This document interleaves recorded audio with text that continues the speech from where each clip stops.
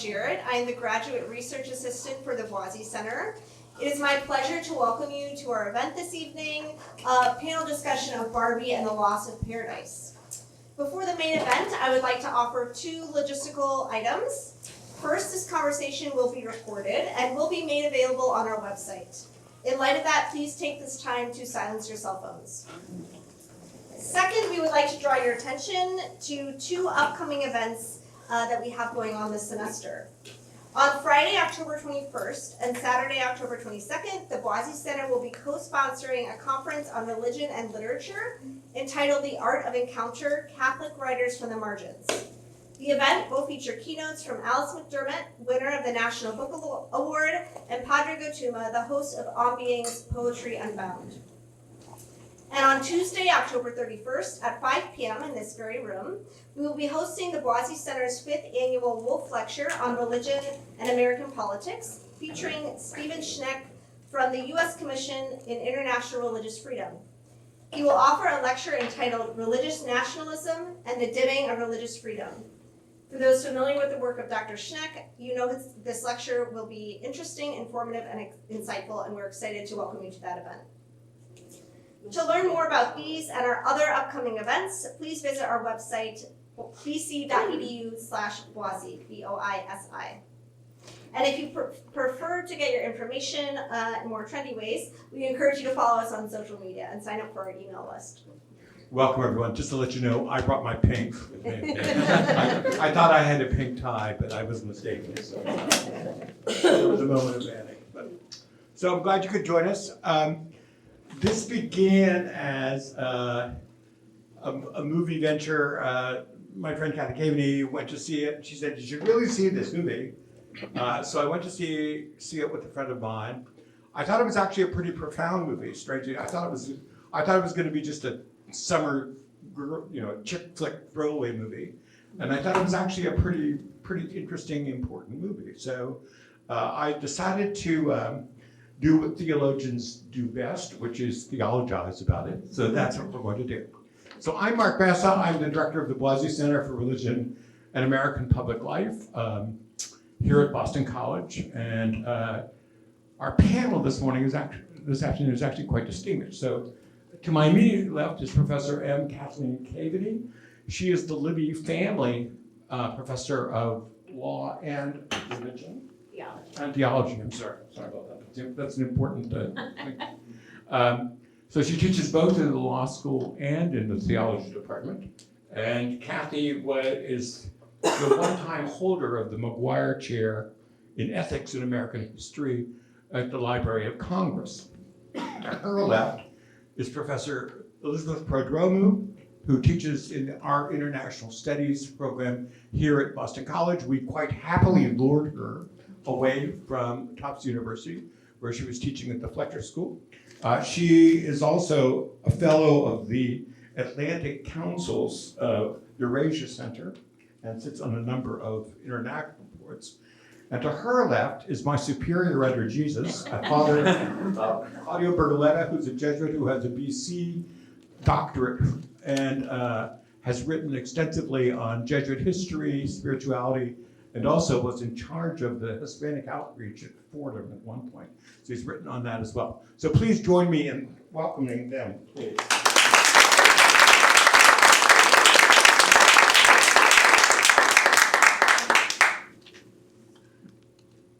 Do we know how to turn this on? They told us, I think. That's on, good. Okay, so the first question, it'll be the big question. How is the Barbie movie theology? Could you explain, how do you think this is worthy of a theological conversation? I thought theology was about mystery and God.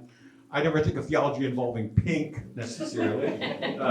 So explain to me how you think theologians or people who worry about religion could read this movie as being something important about religion and theology. Kathy? Okay. Well, I'd like to say it was the hidden and just discovered final book of Karl Rahner, but that isn't the case. It depends on what you think theology is, right? I mean, you can think of theology as a technical academic discipline like philosophy or English, where you're reading and dealing with authoritative texts and in a very finely grained and technical way. But you can also interpret the word as in a broader sense, as trying to make sense of the world that we engage in or that we live in a day-to-day basis, that everything we do in light of our fundamental convictions about who God is, what the story of God's relationship with humanity is, what our temptations are, what our flaws are, and what our possibilities are.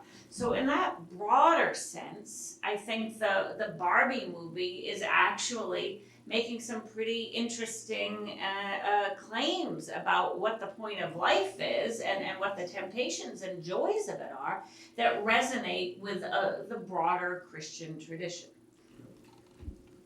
I agree with you. I mean, on the face of it, I think this is a film that's certainly not about theology on the face of it, and yet when we dig deeper, we see that it tackles many of the foundational and fundamental issues that cut across all religious traditions. And I think most importantly, trying to make meaning out of the world in which we live and to problematize and ponder about whether or not there may be something else, something beyond this, or whether there's an ideal that we either consciously or unconsciously measure this world against. And I think, the kind of existential crisis that's at the core of, Barbie, stereotypical Barbie through the film, is all about sort of the big questions that we ask ourselves, including death, but also including things like beauty. The issue of beauty goes throughout this film, and what do we think about as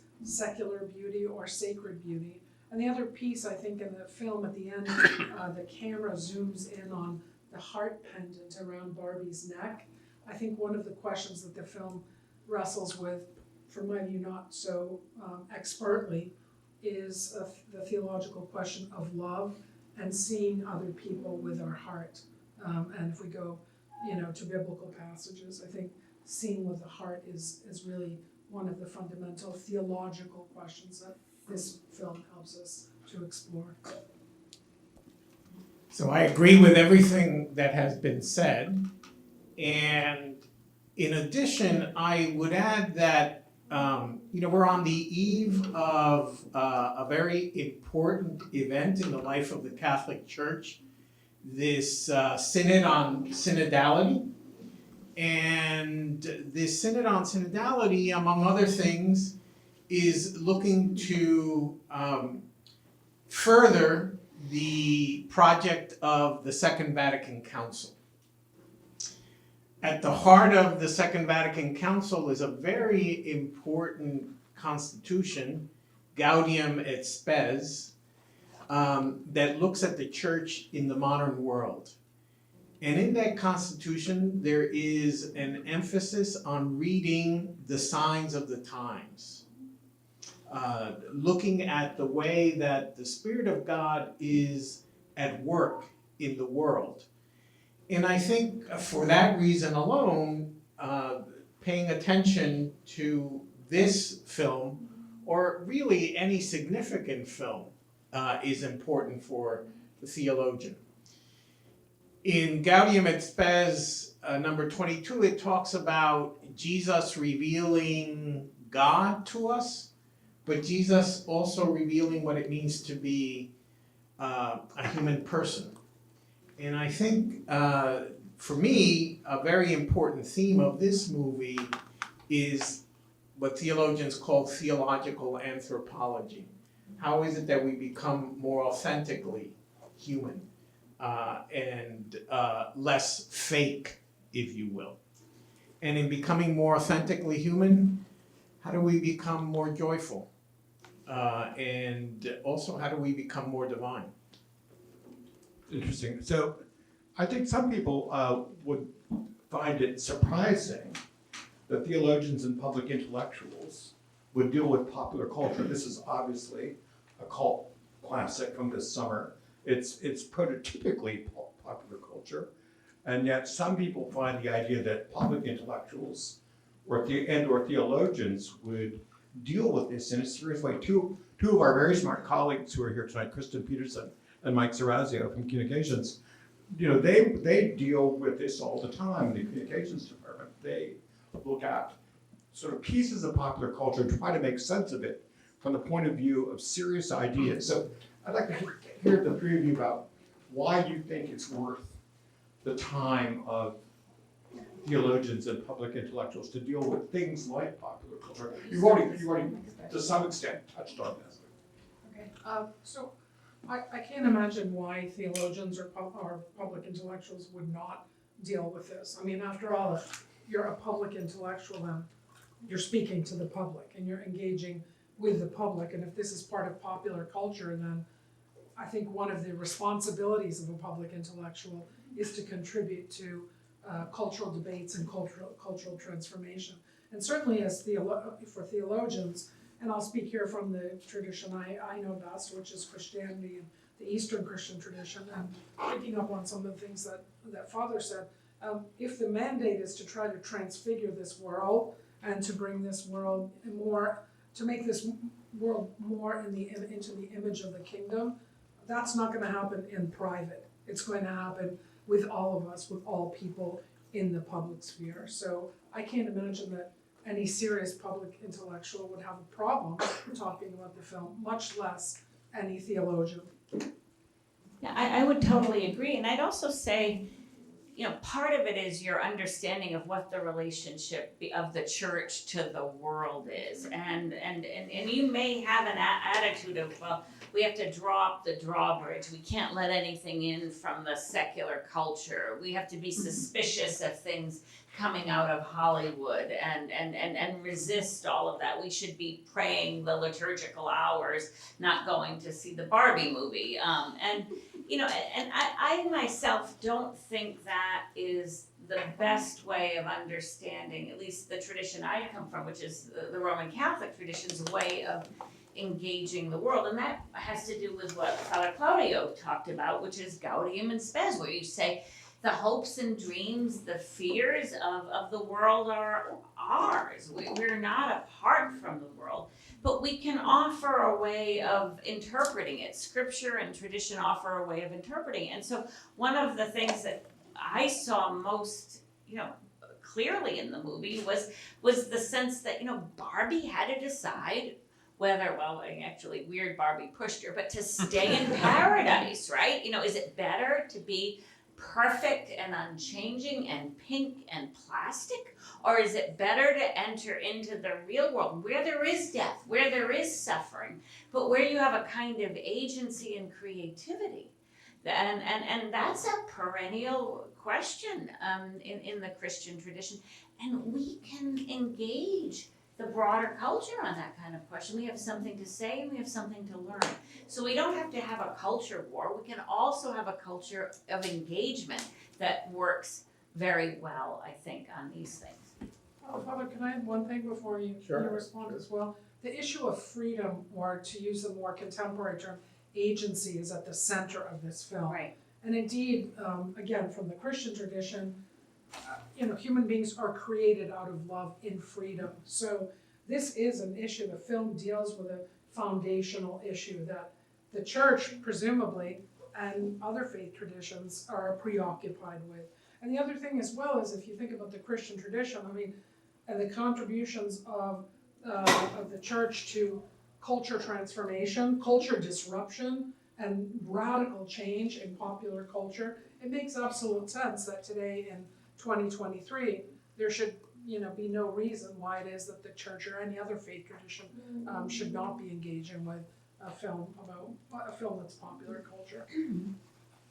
Yeah, what I would add is, just from a very interested and kind of practical point of view, I had to preach on the Mass of the Holy Spirit here at Boston College. This is a great story. And so I was trying to figure out, what sort of hook to make the text that I chose maybe speak to the audience that was going to be there, a student audience. And I thought, movies. and images that movie present, and this movie lent itself very easily to that.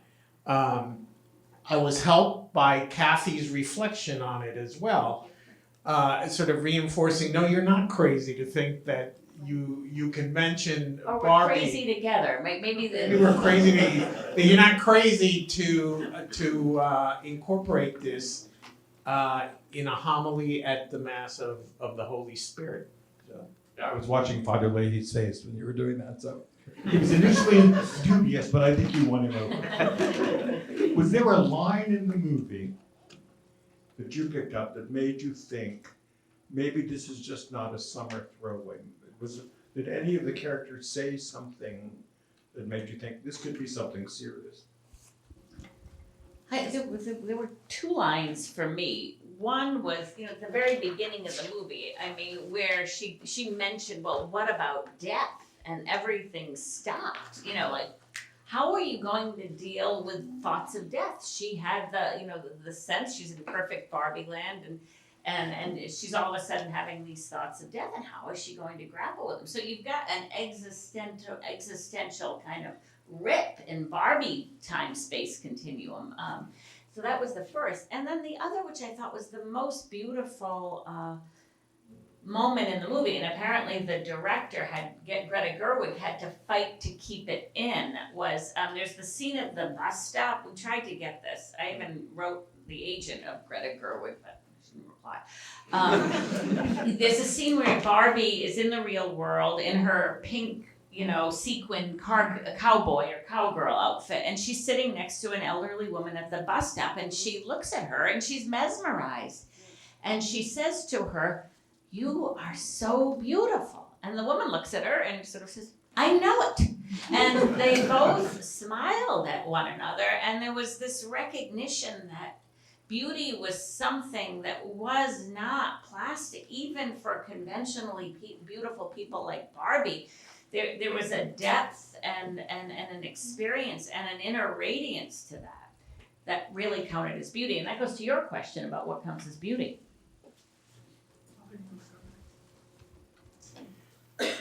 So I thought that there were many images that spoke to me about the theological significance of this movie.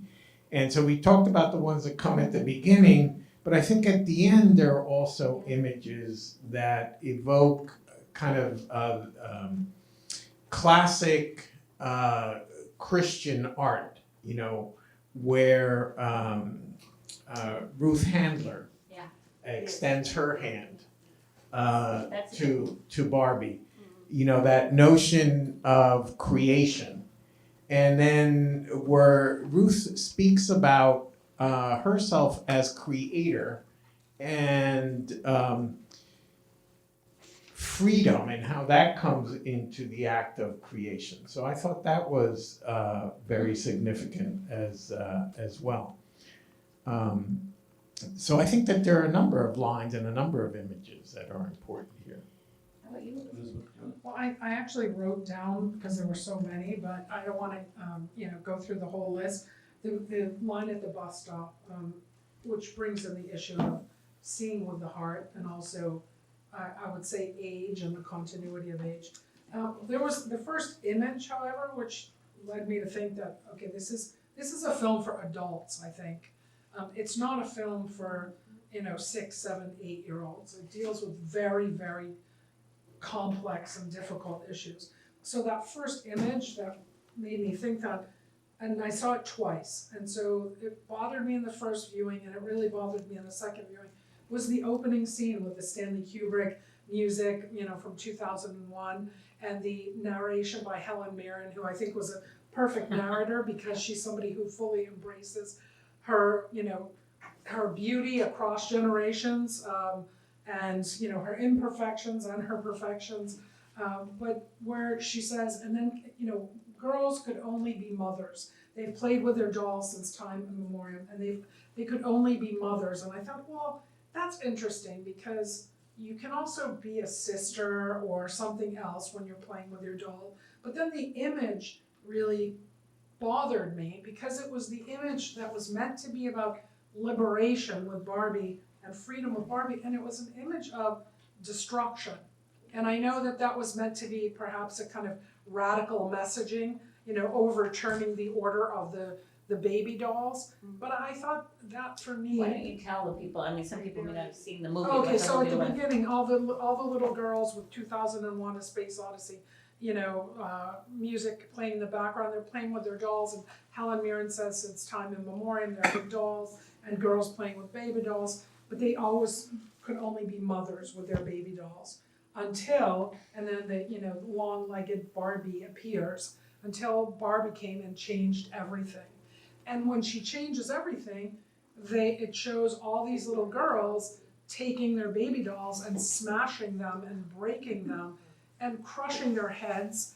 And I thought, this is really not, I think, the image of liberation and agency and choice to be anything you can be, which is supposed to be the message of the creator in Barbie, that I would want to convey. So it was that opening image, and then the line that, that Kathy, that you mentioned, and then also one other line that, and I'm sorry to go to my text, but I know I wouldn't be able to remember it perfectly.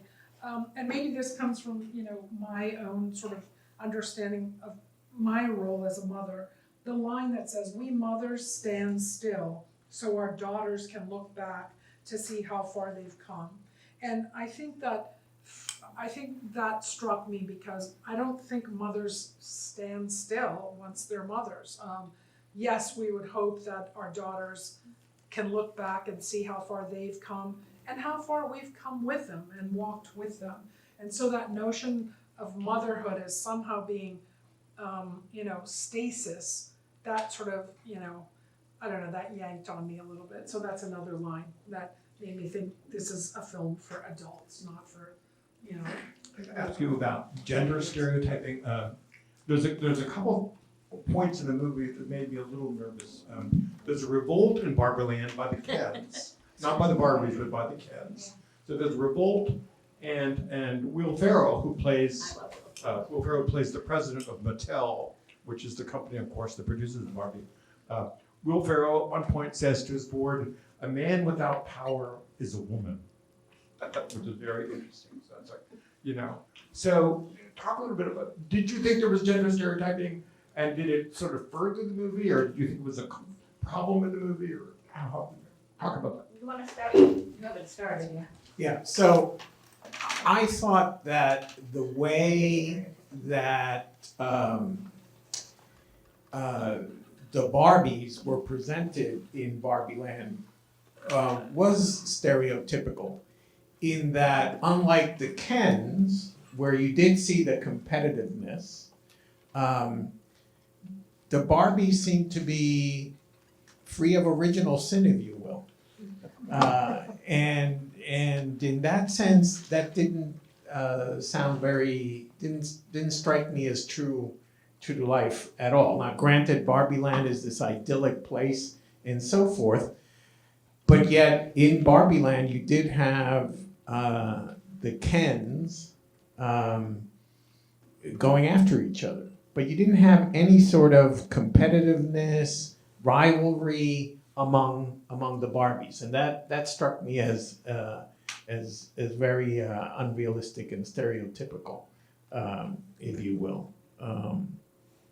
So that would be one thing that I would say.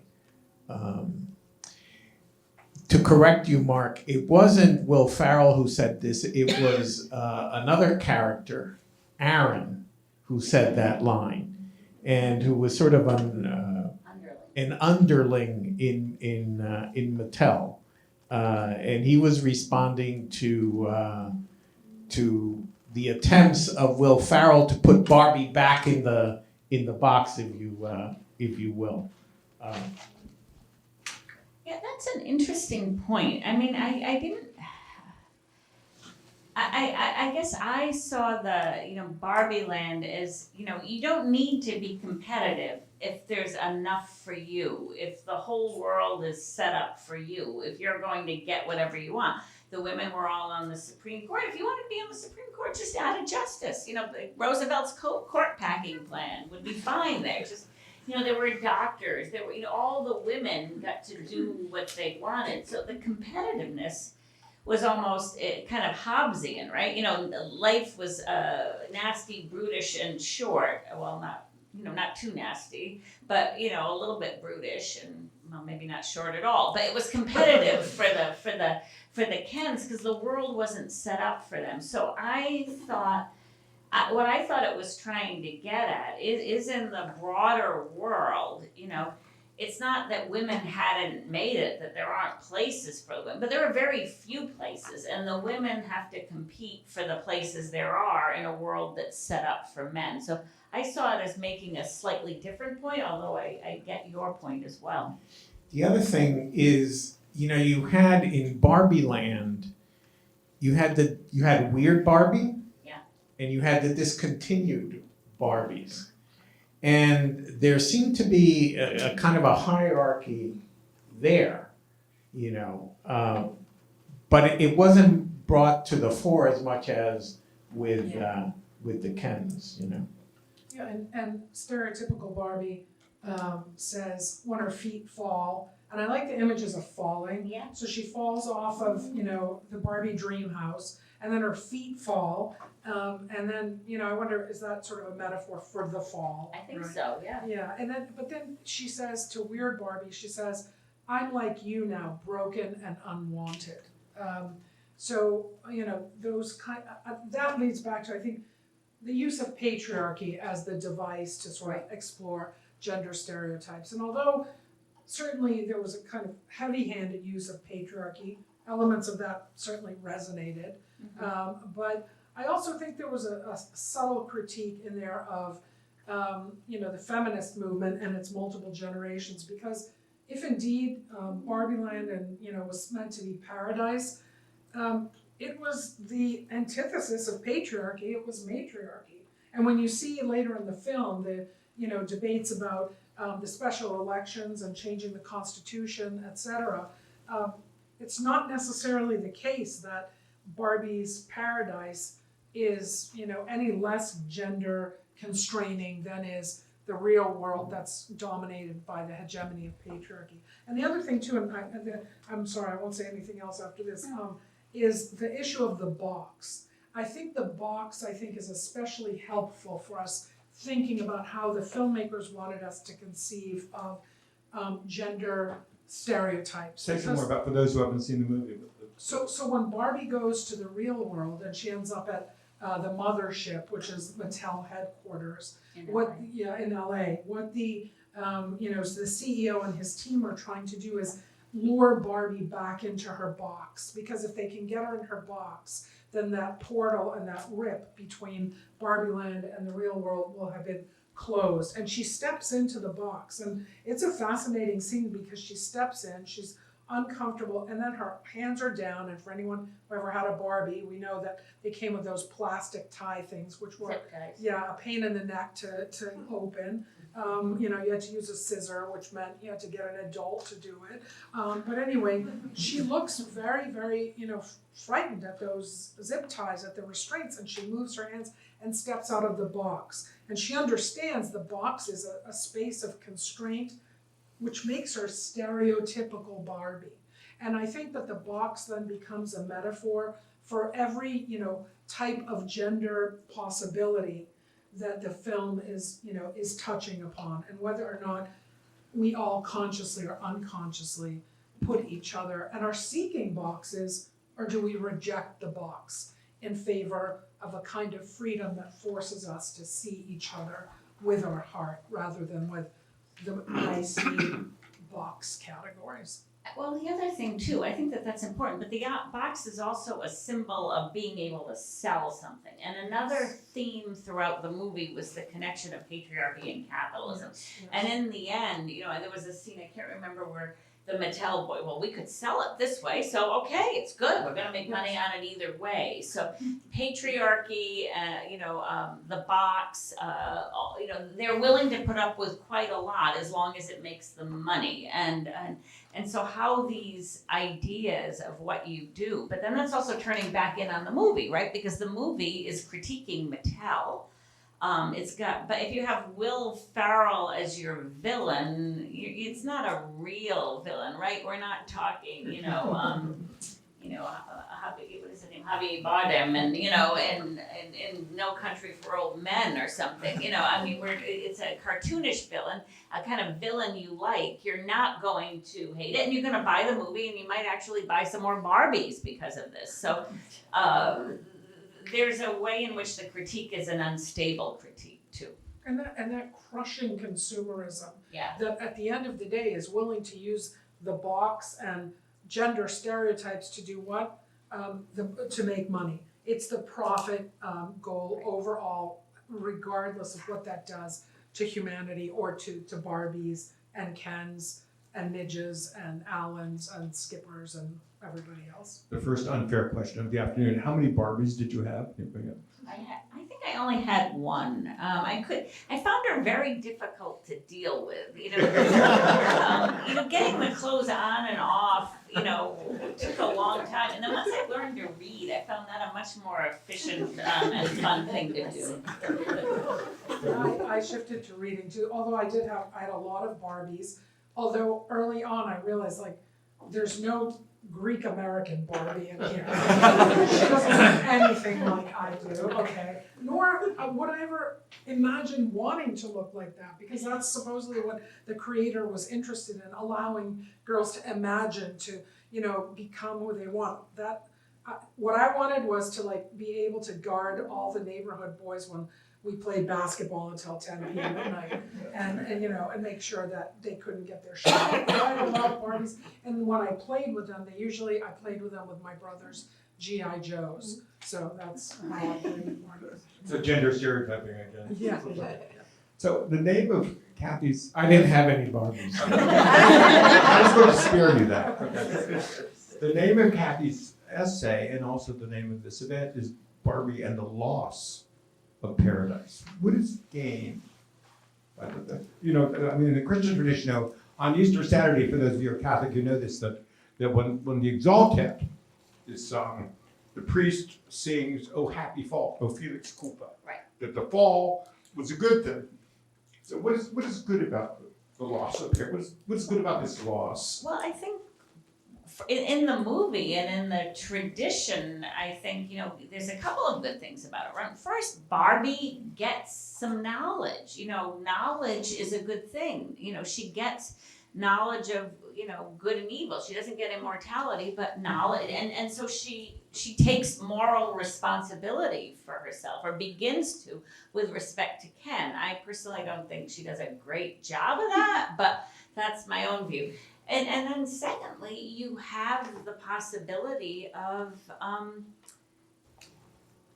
agency, right? You have the possibility of making decisions that you're accountable for. You can sin, you can make a wrong decision, you can repent, you can go back. Barbie does say she's sorry in the movie. So the possibility of saying you're sorry for something, I think, is a good thing. And then God opens up, at least according to Aquinas, a new relationship with humanity as a part of the economy of salvation. Jesus' death, resurrection, and reconciliation of humanity to God. So, she doesn't get that far, but the idea that, and I think this is important for younger people, right? How many of you, I feel sorry for you.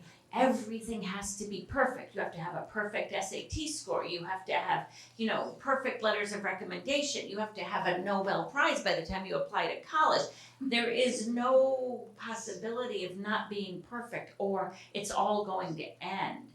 Part of what the movie, I think, is saying to younger people is, no, it's not all going to end. It's going to begin. And if you find your authenticity and you take the risks and you follow your vocation, that's much better than being in the box, that the plastic box that college admissions board or that your career counselor has constructed for you. So where is your box and what are you trying to get out of it?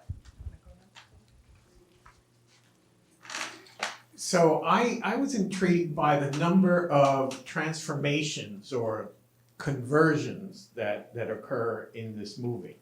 And I think certainly the transformation in Barbie becoming more human and more humane, more compassionate. I think there's a transformation too in Ken. I think there's a transformation too in the relationship between Gloria and Sasha, the two women that end up rescuing or helping rescue the Barbies in Barbie Land, but in the process, there's a healing that occurs in their relationship.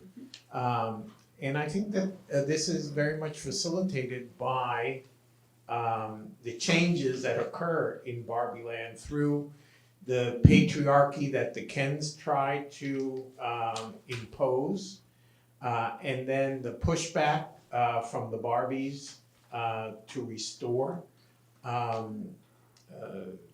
the original state of Barbie Land. So I think that there's quite a bit that is gained from this departure from the idyllic Barbie Land.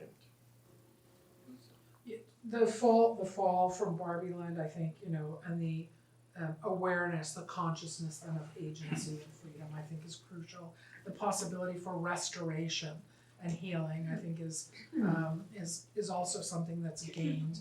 The other thing I think that's gained is the capacity for compassion, because at the beginning of the film, even when Barbie seems to be indifferent to Ken when he asks to stay over, and she says, no, I'm having a big blow-up party tonight. He says, oh, can I sleep over? And she says, well, what would we do? And she seems indifferent to him. It's clear though something passes her face that she realizes he's not happy. And then also, even when they're going to restore to the original regime, and everyone is celebrating, her fellow Barbies are celebrating, she's not celebrating. She seems a bit, ambivalent. And then finally, she starts clapping. So I think an awareness that comes with compassion that, either or, one form of dominance or the other form of dominance, that those are not regimes that ultimately allow for people's full humanity to emerge. And I think the treatment of the Kens gets at that, and even at that point, one of the Kens said, well, can we have a seat on the Supreme Court? And, the Barbie said, oh, let's go easy here. Let's start with a district court, appointment. You can work your way up. But that's very much what women had to do, in the real world to claim equality. Yes. How do you think men viewed this? What do you think the response of men is Ken enough? Is the question that comes in the movie. I went with a friend who has himself married and has 3 kids. We walked in, we were the only 2 men, we were the only people not wearing pink. We went over at the Lux, I said there's lots of cultural stereotypes going through people's heads right now. So how do you think men respond or didn't respond to this movie? Do you think it was constructed in a gendered way, or do you think it was constructed in a way that men as well as women could Maybe respond? we'll let the man on the panel start with that one. Thanks a lot. I think there are some men who will see this as an attack on their identity. I think that other men might see it as an attack on toxic masculinity. If you watch it enough time, though, I think that you see connections between Barbie's journey of transformation and Ken's journey of transformation, and you see I see points of contact between the two. And the way I would put it is, for me, this is going back to the theme of theological anthropology. This is a film about growing in freedom and authenticity. And I think Barbie grew in freedom and authenticity, but I think Ken grew in freedom and authenticity. And I think both Barbie and Ken helped each other in that process of transformation. I think Barbie was still a little bit too indifferent to kind of Ken's fate, even at the end, you know, saying to him, well, you know, you gotta go do you, I have no idea what that means, but bye, have a nice life. That's how I interpreted the scene. And for me, what's interesting is Barbie decides to go to the real world, right? And the real world is a situation where women are still facing, you know, numerous challenges, as you could see in Gloria and Sasha. It's not the easiest situation to be in for real women. Ken went to the real world and came back, and he decided to stay in Barbie land because what he recognized was the patriarchy of the sort that was in the real world was at least as damaging to him as fighting, you know, for his rights in Barbie land would be. You know, he kind of recognized, well, the patriarchy wasn't really great for me. I just really liked the horses. You know, I mean, so there was a sense in which he had the insight of recognizing that he was distorted by all of this too. And that in some sense, the way I interpreted that, it's better to fight for justice for yourself and other people in your situation than it is to dominate other people. I mean, you know, and that's you know, it's better to suffer evil than do it in the Christian tradition. Well, maybe you don't have to go that far, but to say he'd rather fight for justice incrementally for the Kens in Barbie land than go participate in the exploitation of women in the real world. And I thought that was a pretty profound statement. I can't begin to sort of answer the question of how men will respond, but I would wager that there may be a cross-generational difference in how men respond to it. You know, my spouse, who's my age, and then, you know, tween guys, as the girl was, Sasha was a tween girl, or, I don't know, 30-something or 20-something men. I think there'll be a different response. I do think that, you know, maybe men will be, in general, a bit put off by the critique and condemnation of patriarchy, which appears pretty harshly in the film, but which, alas, I think captures a lot of what women confront in the professional and personal space today. I think the soliloquy by the mom, which is really a kind of a cry for pain about patriarchy and the internalization of patriarchy, and how women then use that vis-a-vis each other. I think, you know, that captures the corrosiveness of patriarchy. So maybe that The box, right? She Yes. described the box. That's right. And so I think maybe men will push back against, you know, the almost, I won't say cartoonish, but the heavy-handed presentation of patriarchy, however accurate it may be.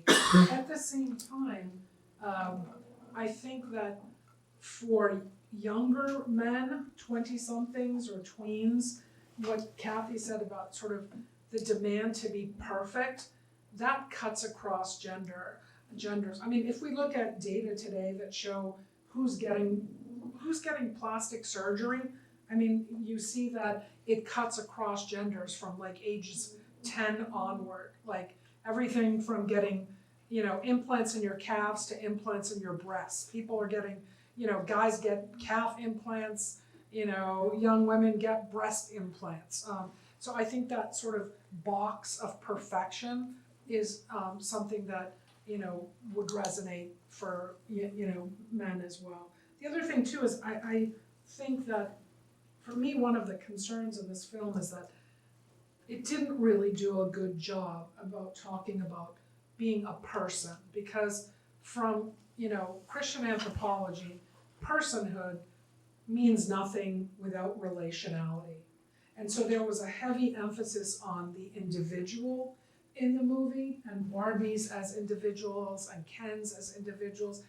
But I think, for me at least, it fell short in talking about the relationship and how relationality would allow for the fullness of personhood. And I think for, young people today, in a world of devices where relationships are oftentimes mediated through technology rather than through the vulnerability of in-person contact. And again, maybe this is my projection onto, the younger generation, but I think that the film in that regard especially is useful for men, because that was something that Ken and Alan, dealt with over and over again. And Alan is the gay Ken, right? Well, what is he, or can people fill him up with whatever gender they wish? Maybe he's gay, maybe he's gender fluid, maybe he's not anything, what is his sexuality? We don't really know, right? And I think We know he's sort of dweeby and on the outside. we know he's not Ken, right? Right. He's not any of the Kens, stereotypical Right. Kens. So I think that's another thing that's fascinating about the film, and breaking the box, right? Do we know what box he would put himself in, How could faith communities use this film?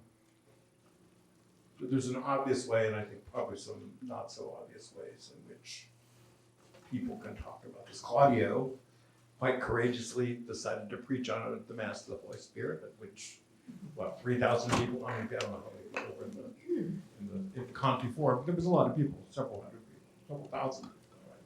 So in another life, when I was teaching at Fordham and at other places, I would always have a final exam question that would present various films and would ask the students to reflect on some theological theme that we had studied during the course of the semester in the film. So I think that that's a very practical way of doing this. In Europe, not so much here in the States, but in Europe, it's very common to have what are called cineforum, where you get together to watch a film and to discuss exactly what we're doing here. So that's another way, I think. I think another way of looking at it is to say, well, look, this was an act of creativity and capitalism put together, right? So Greta Gerwig is somebody who is the director. She's not very old at all. She's in her early 30s. She's a bankable director, and she's not 40 yet. She can get a movie greenlit in Hollywood. But she's still telling a story that has resonance and some moral weight. So one, what does it take to be able to tell that story? How do you get that kind of power to affect something in the real world? Secondly, how does she tell the story? What were the challenges to tell the story? I mean, how did she create the art she created? What was all the pink doing? Why did she have the cartoonist images she had? Fundamentally, I think what she did was a fable, right? If you read, the stories of the genres of literature, fables are stories that use animals to make a moral point. Well, she was using dolls to make a moral point, not animals.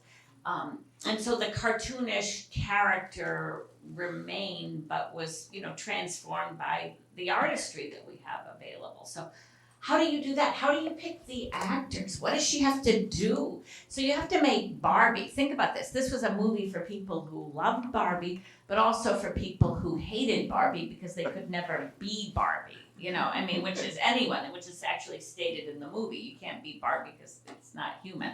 They had to find an actress who was not only beautiful, but you didn't hate her, right? You had to be able to like her. You had to be able to see the compassion in her face.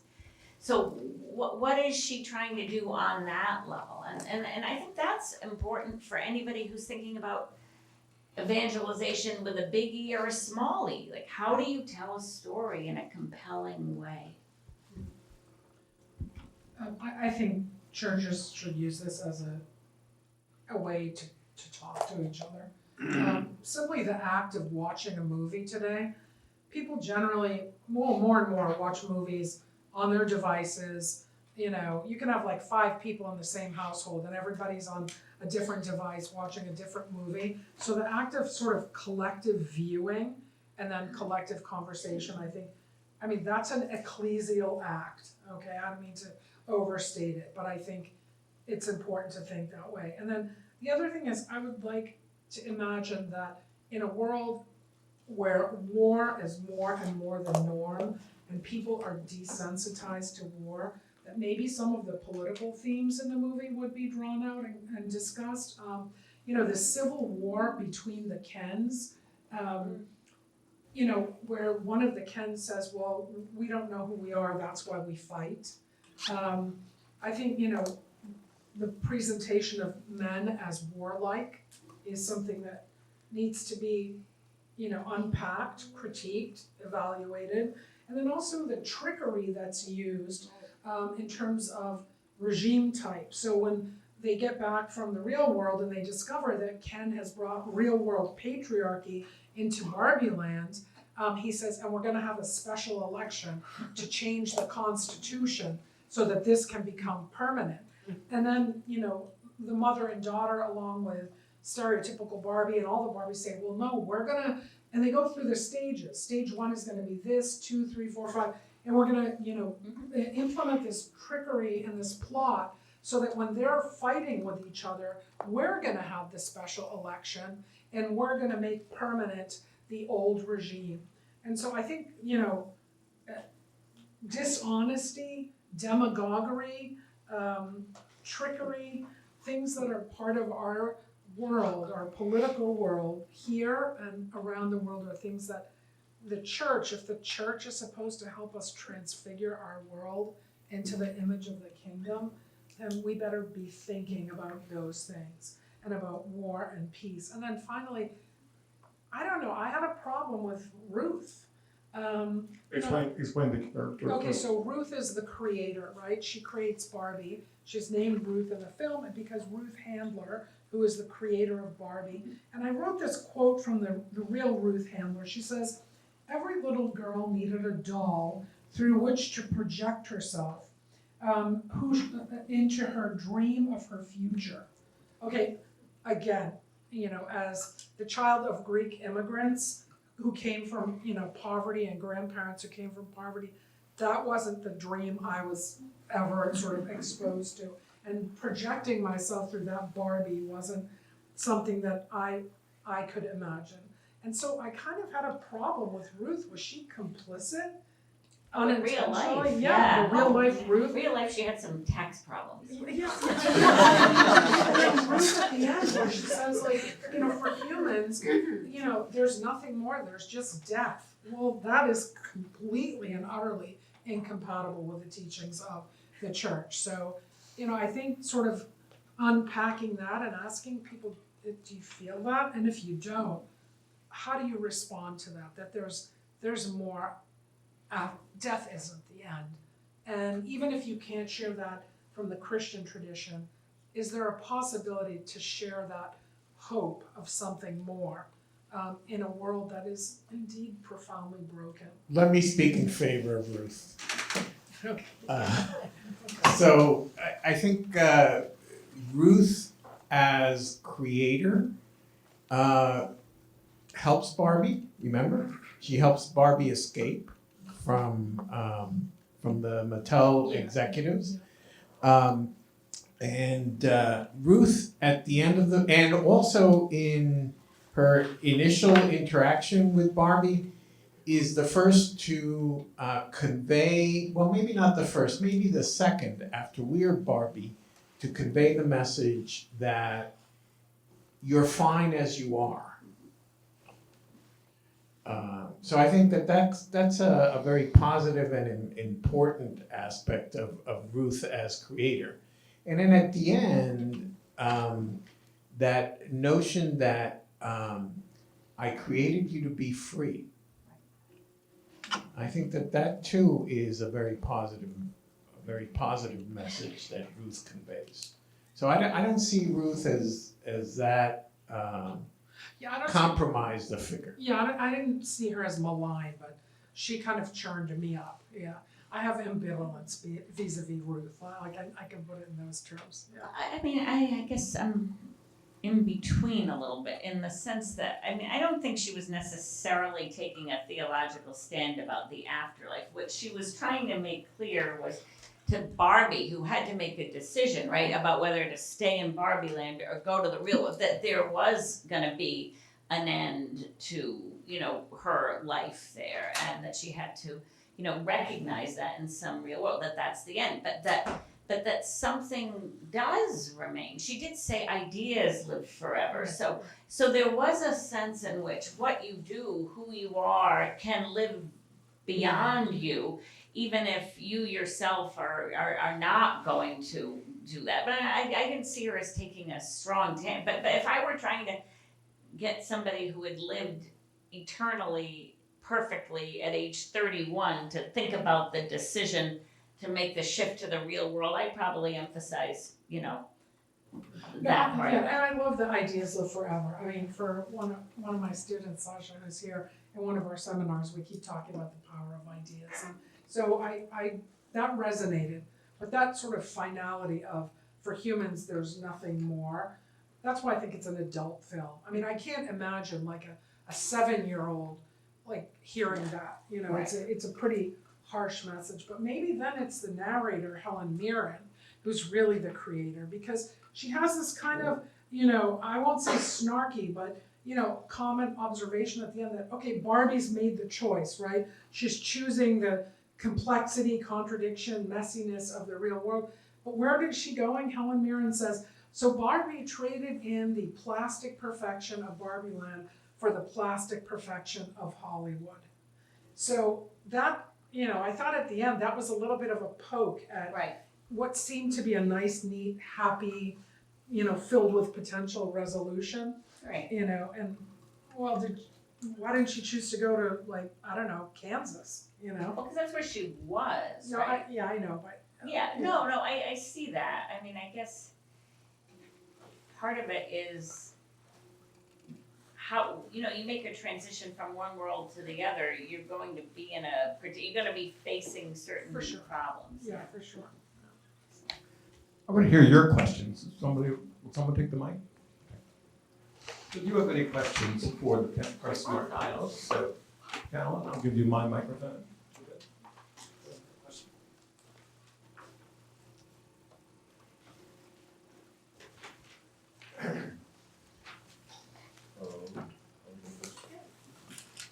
My name's Keith Swain there. I'm a psychologist. I can hear you. This way, can you hear me now? Yes. My name's Keith Swain and I'm a psychologist. And, I wanted to hear what you guys think on a couple of things. One is, when I watched the film, I thought of the Barbies as just being multiple personalities of one individual. That this Barbie's part of her, and this is this part of her. Steve, could you just hold it to I use really, your this hand. close like that. Yes. It Yes. feels unsafe. You know, it's like, and the other thing is, can you address this idea? When I saw the title of the lecture, I was thinking, paradise is being the Garden of Eden, and Adam and Eve being forced out for sinning, and that we've always been struggling to get back into the garden. The feeling I've gotten from the lecture today is that it's like it was a good thing to be taken out, and it gave us more. And I understand the idea of having the ability to make our own decisions and that, but for me, I always thought like heaven for me would be going back into the Garden of Eden, back into the box. There's some comfort in being in the box, knowing what you're supposed to be. Thoughts? Yeah, I mean, I think that that's certainly one strand in the Christian tradition, but there's another powerful strand that says being out of the box, you know, choosing to eat from the knowledge of good and evil, it created a big rift with God. It resulted in suffering and death, but it also enabled a kind of richness in eternal life eventually that is more, that will be more satisfying, that somehow the fall and the redemption from the fall is more beautiful and more manifesting of God's love for us than, and our own possibilities, than if we just sort of kept things going, in the Garden of Eden without knowing why, but just obedient and eating what we needed to eat and doing what we needed to do. Not knowing they were naked. Not knowing they were naked, but that somehow knowledge is in itself is a good, and it complicates life, it makes life difficult, but in the end, it makes it more beautiful too. Joe? Okay, I actually also have a question. I may be incorrect on this, but I think the woman at the bus stop was Ruth's daughter. No. Was she supposed to be? No, she was supposed to be just a woman at the bus stop, but what she was probably one of the most distinguished costumers in Hollywood. So she was somebody who actually created the illusion of whatever illusion they wanted, of beauty, of pathos, of. So Joey over here, and then Donna. I'll try to keep track of these things.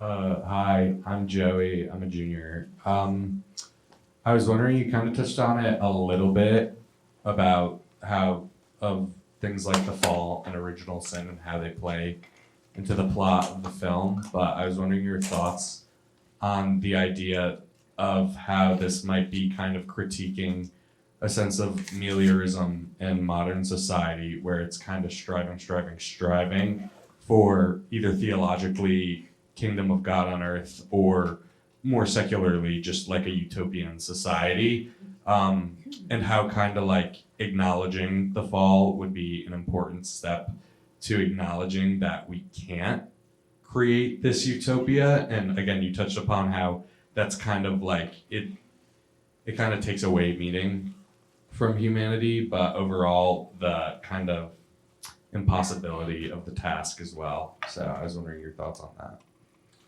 Okay, just to hand it to Donna. Donna's right here.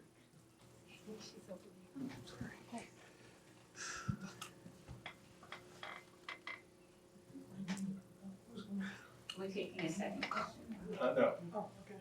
They're going to answer that. I'm still thinking about that question, very good question. Use your mic if you have it. I'm still thinking. I think it's an excellent question. I hadn't thought about it before.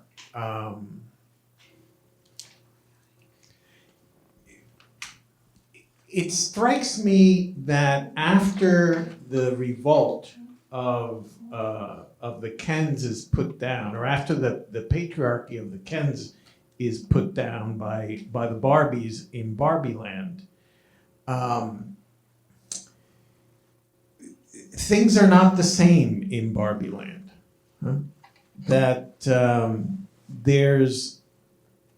we know, for example, of Barbie's awareness of how Ken was sort of left out in Barbie Land, and she apologizes for that.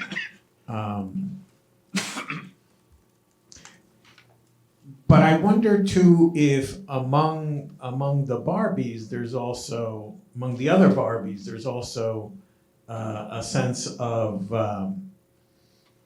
change and transformation about how things are going to move forward. We don't know.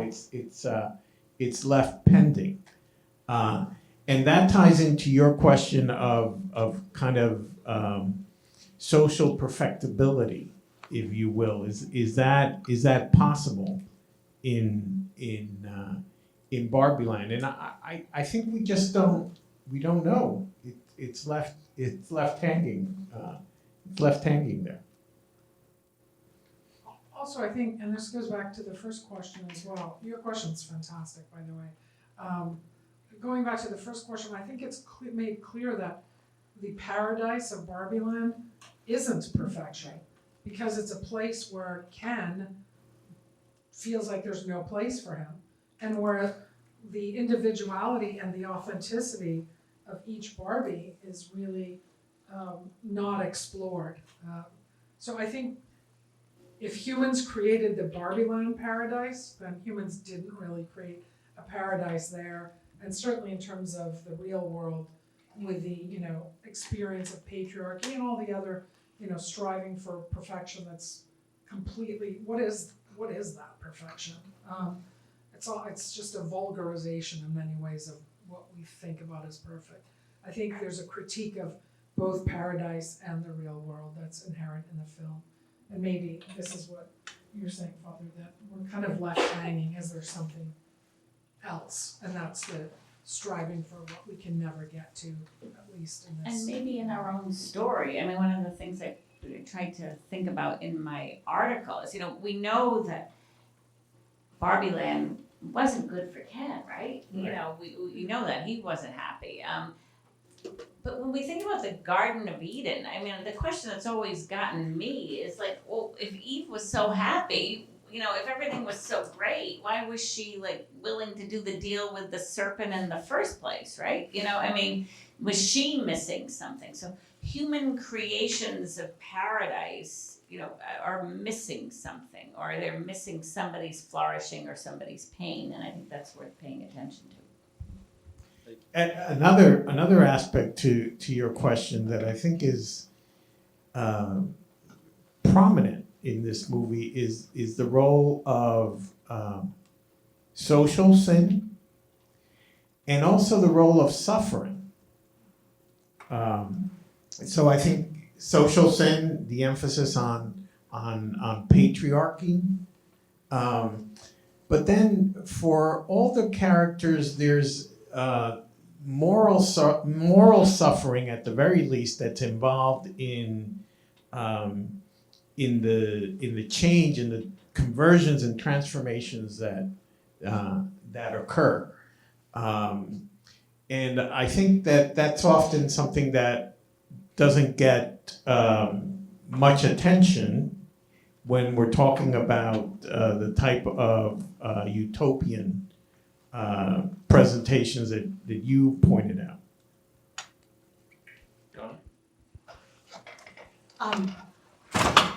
First, I want to thank you for doing this because I think that Barbie is an interesting image to talk about in terms of signs of the times. And I really appreciate all your comments. And I don't think what I'm going to say is terribly profound, but I want to offer comments from kind of a different perspective. First, I loved that opening scene in the movie. You probably didn't have a younger sister who amputated the legs on your doll, and I still have a baby doll missing a limb. And I think the image of trying to depict real women of real size is really important. And I would love to live in Barbie Land. I like this movie more than I thought.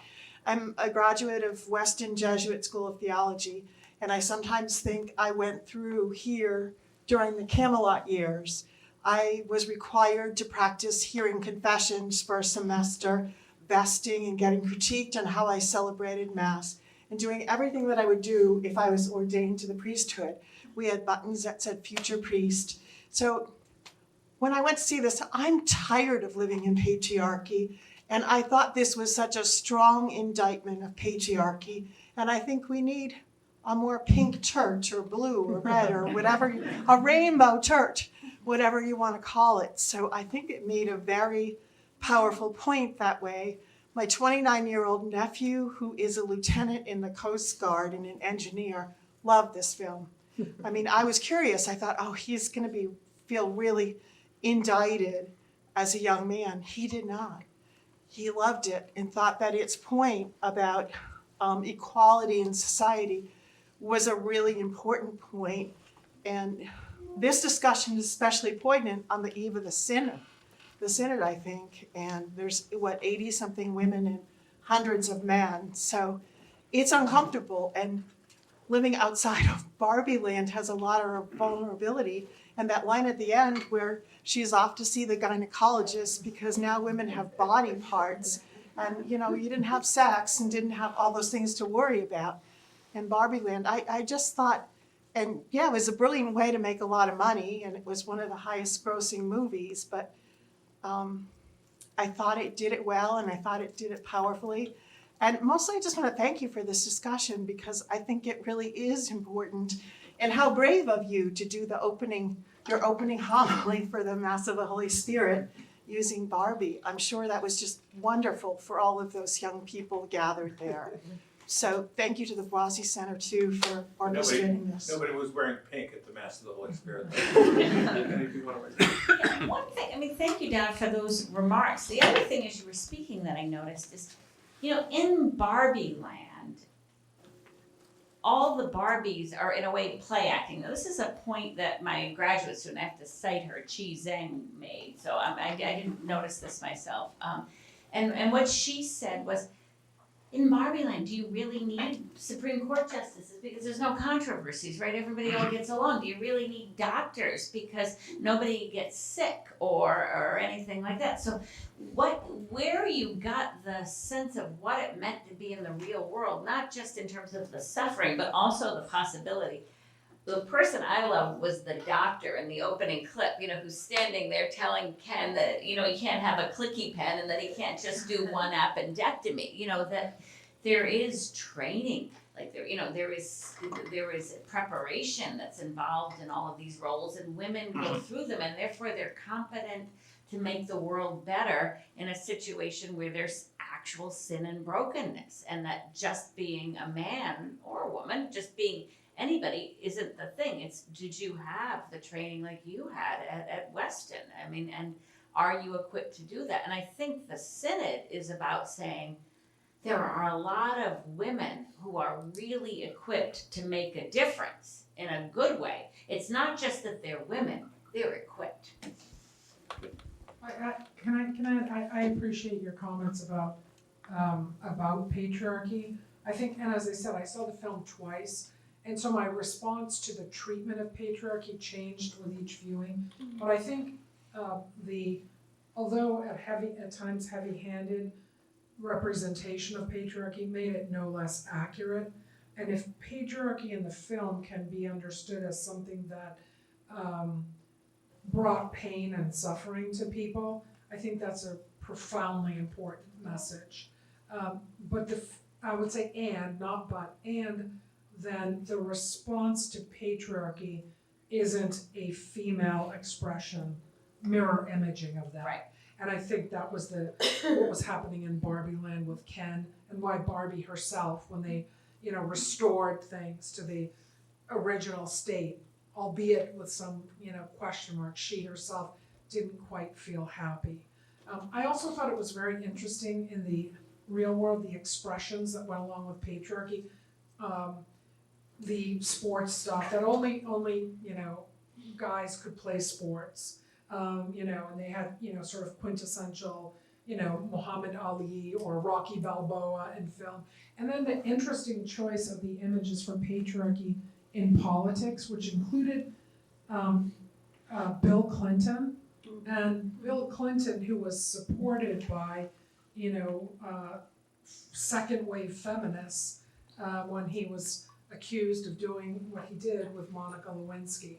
And so I thought that was a really interesting selection. Like, they could have picked, I don't know, Ronald Reagan with all of his horses, because horses were a prominent theme of Ken's quote-unquote extension of himself. He said, I just thought horses were a way for me to extend myself as a male, But so I think all of the messages about patriarchy, to me, I would like to take those and say these are messages about all of our humanity, and that whether it's patriarchy or dogmatic feminism, or I don't know even how to express that, but if it's either or, then everybody loses. And as one of only 4 women at the Holy and Great Council of the Orthodox Church, Pan-Orthodox Council on Crete in 2016, I hear you when it comes to the numbers and what the fullness of the ecclesial body means or should mean. One last question. Okay, Bill, I'm an alumnus of Boston College. I I want to first say something in defense of patriarchy, because it was the Jesuit fathers who formed this college. And it was our founding fathers who gave us this country. And here's what I've seen in progress. When I was a biology major, there was one woman chemistry major, one woman in the whole science department at BC back in '67. Now she became a PhD in BU. When I was in medical school, 110 students, 10 women. Today, more than 55%, as I understand it, are women in going into the medical profession. So there's been a lot of progress. One other anecdote, there was an intern of a resident in Georgetown Medical, and she had just given birth to a baby. And when she took her breaks, she would breastfeed her child. And then she would come back on the ward and do everything that an internist or a resident in medicine can do. I now have a grandniece who luckily got into Dartmouth, and she's going for her degree in physics. And she and I were the only two in a great extended family, the only two who were science majors in our gang. But what I saw in this movie was a sense of going from the fake world into the real world. And the photos of some of the men being obnoxious was an indication that there's a minority of people who are still stuck in a rut. But anyway, it had nice messages. I appreciate it from Barbie. Please join me in thanking our excellent panel.